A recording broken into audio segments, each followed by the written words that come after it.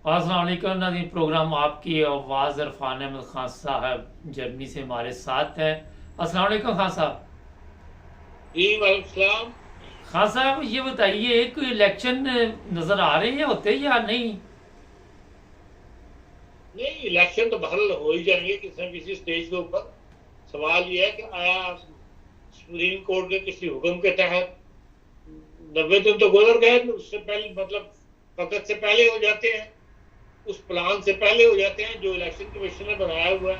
या election commission को dictate किया गया है, या सुप्रीम कोर्ट के हुक्म पे फौरी इलेक्शन का हुक्म होता है। ये सूरत हाल जो है एक दाएं बाएं वाली है, और सब इसी के मुंतजर हैं कि भाई इलेक्शन होने तो हैं।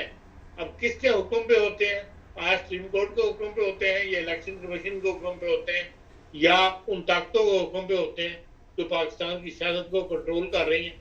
ये देखने वाली बात है। खान साहब बड़ी सोशल मीडिया पे भी खबरें चल रही हैं कि ये पहले इलेक्शन होंगे जहां वज़ीर आज़म का पहले ही ऐलान कर दिया गया है। आप समझते हैं ये चीज़ें जिस तरह प्रोग्राम बनाया गया उसी तरह ही चलेंगे? ये आप कुछ नहीं कह सकते। हम्म। ये सियासत में आप कुछ नहीं कह सकते।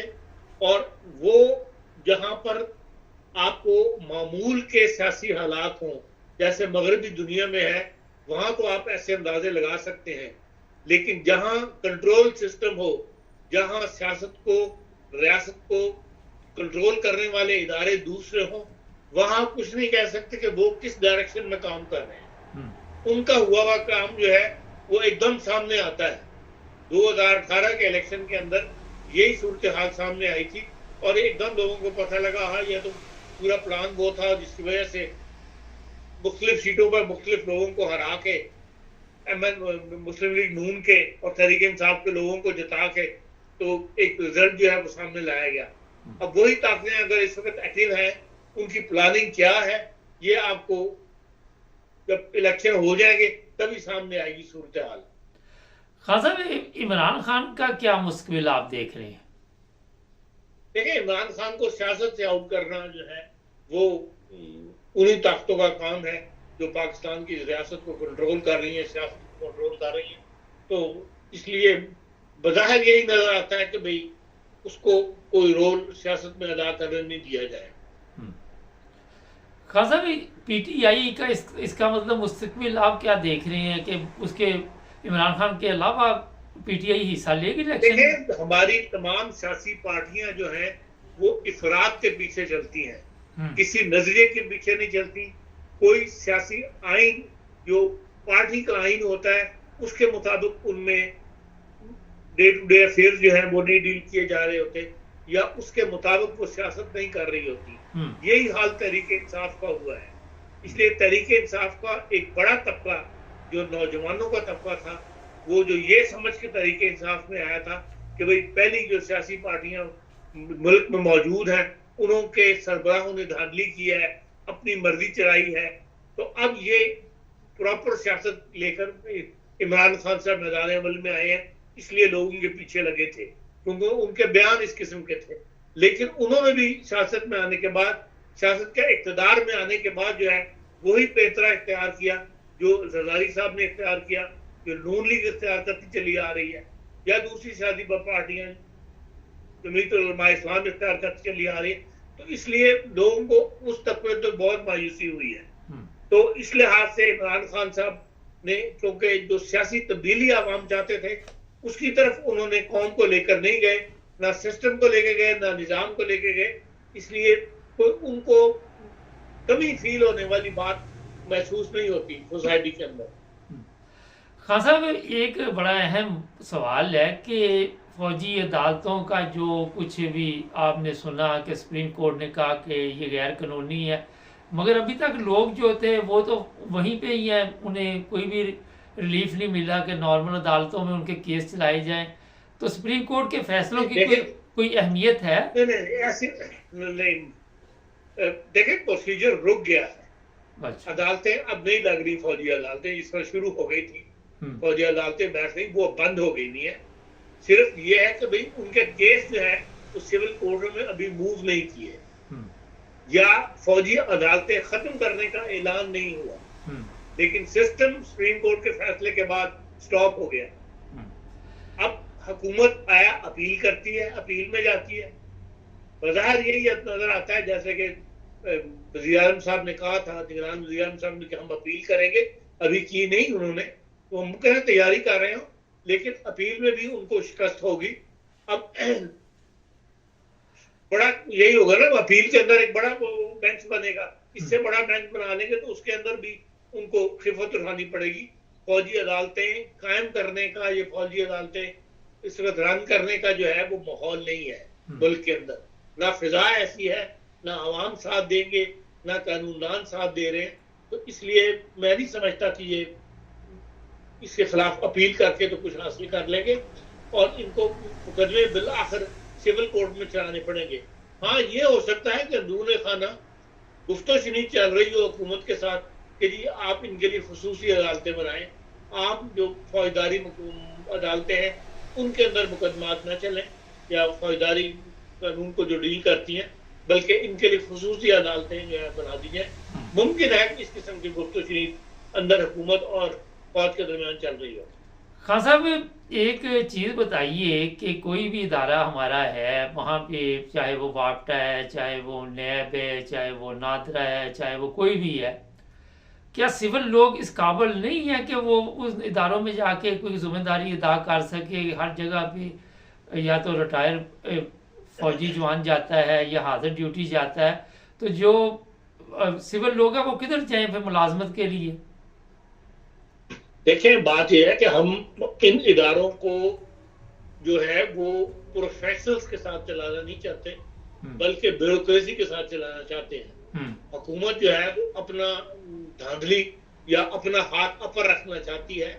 जो प्रोफेशनल लोग होते हैं वो बिकते नहीं है, वो हर फैसला करते वक्त अपने प्रोफेशनलिज्म को सामने रखते हैं कि लेकिन जो लोग नॉमिनेट किए जाते हैं, सियासी हुकूमतें नॉमिनेट करती हैं जिन लोगों को, ब्यूरोक्रेट्स को, वो फिर हुकूमत को खुश करने के लिए वो फैसले करते हैं बोर्ड ऑफ डायरेक्टर्स के अंदर जिससे जो हुकूमत की डिमांड होती है या जिसकी हुकूमत जरूरत समझती है, उससे इदारों को नुकसान पहुंचता है। और इसलिए कोई भी बड़ा इदारा जो है हमारा प्रॉफिट में नहीं जा रहा है या वो रिजल्ट पैदा नहीं कर रहा जिसके लिए वो बनाए गए। तो इस वजह से ये नहीं कि हमारे पास काबिल बंदे नहीं है, लेकिन यह है कि हुकूमत काबिल बंदों को अपॉइंट नहीं करती। इनके अंदर ज्यादातर जो हाई प्रोफेशन के लोग हैं वो बाहर मुल्कों में चले जाते हैं। आपको पता है दुनिया के अंदर डिमांड तो हर जगह है कि भाई जहां काबिल आदमी जो भी होगा वहां फिर इन सतहों के ऊपर लोग नहीं देखते कि भाई ये बंदा किस मुल्क का है या किस मजहब का है, वहां तो उसके प्रोफेशनलिज्म को देखा जाता है। आपके सामने जर्मनी की मिसाल है कि वो डॉइचे बैंक इतना बड़े बैंक का इंजॉय था जो बेचारा फौत हो गया पीछे, उसको अगलों ने इंडियन था लेकिन उसको डॉइचे बैंक के साथ बड़ा बना दिया था। तो इस लिहाज से दुनिया के काम करने के तरीक और हैं, हमारे काम करने के तरीक और हैं। इसलिए हमारे यहाँ प्रोफेशनलिज्म को नहीं प्रमोट किया जाता बल्कि जाती ख्वाहिश को, हुकूमत की ख्वाहिश को प्रमोट किया जाता। खान साहब, ये जो दुनिया के काम हम देखते हैं तो उसके बावजूद क्या वजह है कि दुनिया के कामों पे नजर भी हमारी, हम सीखते क्यों नहीं? हम मुल्क को आगे, जिसे कहते हैं ना, मुल्क की सोच जो होती है, जो अब आपके सामने भारत में आई है कि भारत ने पिछले 10 साल में अंदर 12 साल में बहुत ज्यादा तरक्की की है और दुनिया में हर तरफ भारत भारत हो रही है। हमारे सियासी लीडरों ने ये नहीं सोचा, उन्होंने अपने ही सोचा है और अपनी पार्टी का सोचा है, अपने आप को प्रमोट करने के लिए अपना मेयार जिंदगी बढ़ाने की तरफ ज्यादा तवज्जो की है, मुल्क की तरफ तवज्जो नहीं दी, तो उसकी वजह से नुकसान उठाना पड़ रहा है।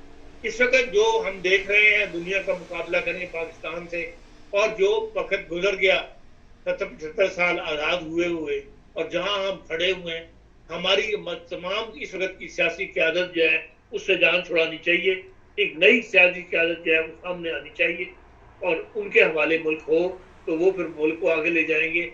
इनको आप बार बार आजमा के देख लें, 3 दफा आजमा के देख लिया, हम मुल्क जो है वो पीछे की तरफ ही गया है। इनसे ये तवक्को करना कि ये मुल्क को आके लेके जाएंगे, ये बिल्कुल अबस है। खासा, ये बड़ी एक ज़बरदस्त बात आपने कही, नई क़यादत आनी चाहिए। एक इसमें सवाल है कि 24 करोड़ में से सिर्फ यही लोग हमारे नजर आते हैं और कोई बंदा ही नहीं नजर आता, वो किसी को आने नहीं देते आगे, तो किस तरह से ऐसे? उसकी वजह यह कि सिस्टम ऐसा बना दिया गया है कि जब तक वो करोड़ 2 करोड़ का खर्च ना करे वो मेंबर असेंबली मुंतखब नहीं हो सकता। जर्मनी वाला सिस्टम आप ला लें कि पार्टी को वोट पड़े और पार्टी जो है नॉमिनेट करे। इसी तरह हर प्रोफेशन से बंदा लेना जरूरी हो। यहाँ मोची भी जो है वो भी असेंबली का मेंबर बन जाता है।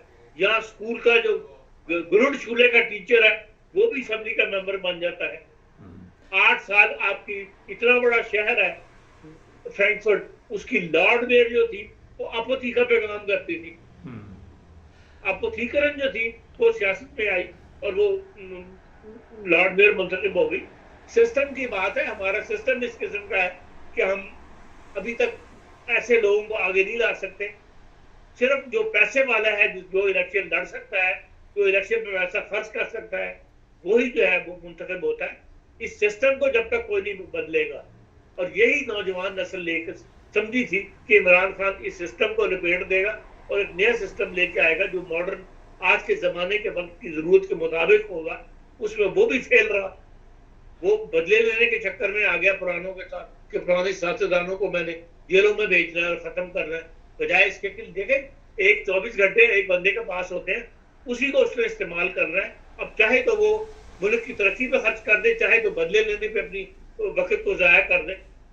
तो असल मसला यही है कि हमारे पास क़यादत का फुकदान है। जब तक कोई नई क़यादत सामने नहीं आएगी, जिस तरह इंडिया के अंदर वो दिल्ली में जो नई पार्टी आ गई हुई है आम आदमी पार्टी, उस किस्म की कोई पार्टी यहाँ पढ़ी लिखी आ जाए बंदा, तो मुमकिन है पाकिस्तान के हालात भी बदल जाए। अच्छा, आखिर में ये बताइए, फलस्तीन के साथ इस वक्त जो हालात चल रहे हैं, इसराइल बमबारी कर रहा है और मुसलमान खामोश हैं, कुछ इस बारे में थोड़ी सी बताएंगे हमारे देखने वालों को? नहीं, आप पाकिस्तान के बारे में बात करना चाहते हैं कि क्या? नहीं, मैं आखिर पे सवाल कर रहा हूँ कि पाकिस्तान ने भी खुलकर फलस्तीन की हिमायत नहीं ना की। देखें, हम दूर बैठे इससे ज्यादा और क्या कर सकते हैं। जो कल मैंने उसकी स्पीच सुनी है मुनीर अकरम की, जो उसने की है यूनाइटेड नेशन में, बड़ी अच्छी तकरीर की है उसने, और कनाडा के नुमाइंदा जो था उसके जवाब में की है। उसमें वो दबा नहीं है, उसने बड़ी अच्छी तकरीर, कनाडा के जो नुमाइंदे तकरीर तो उड़ा के रख दिए, तो ये अपने बहुत अच्छी तकरीर की है। अब हम तो देखें कमजोर मुल्क है दुनिया में, हमारी आवाज नहीं है। हम अपना मसला जो है कश्मीर का मसला फलस्तीन से छोटा मसला नहीं है, उस पर हम 4 बंदे इकट्ठे कर नहीं सके, हम मुसलमान ममालिक को इकट्ठे कर नहीं सके, तो हम दूसरों के मामलात के अंदर इससे ज्यादा और क्या किरदार अदा कर सकते हैं कि सिवाय इसके कि इंटरनेशनल फोरम के ऊपर तकारीर कर दें, इंटरनेशनल के ऊपर दुनिया को अपना नुक्ता नजर जो है वो बयान कर दें। इससे ज्यादा हम करने की पोजीशन में नहीं है, और वो पाकिस्तान कर रहा है। लेकिन अफसोस की बात यह है जो यूनाइटेड नेशन में जो जनरल असेंबली का इजलास हुआ था, जिसमें जंगबंदी की 2 दिन पहले कि भाई फौरी तौर पर जंगबंदी की जाए, गजा के अंदर मुसलमान मर रहा है, उसके ऊपर भी जो 43 आदमी जो गैर जानिबदार रहे वाले, उनके अंदर मुसलमान मुल्क भी शामिल है, हत्ता कि इराक भी शामिल है, जिसने इतनी बड़ी मुसीबत उठाई है। इन्हीं लोगों से मगरबी दुनिया से बमबारी कर करके टोनी ब्लेयर ने और अमेरिका ने उसको जमीन से लगा दिया। लेकिन वो वही इराक जो है आज मुसलमानों के मामले, फलस्तीन के मामले में गैर जानबदार ममालिक को शामिल, फिर ट्यूनिस है, और भी ममालिक हैं जो अफ्रीका के साथ लगते हुए ममालिक हैं, वो सब गैर जानबदार हैं। फेवर में 120 वोट आए हैं उसके अंदर, ममालिक बहुत ममालिक हैं जिनके वोट शामिल नहीं है, बल्कि वो गैर जानबदार हैं।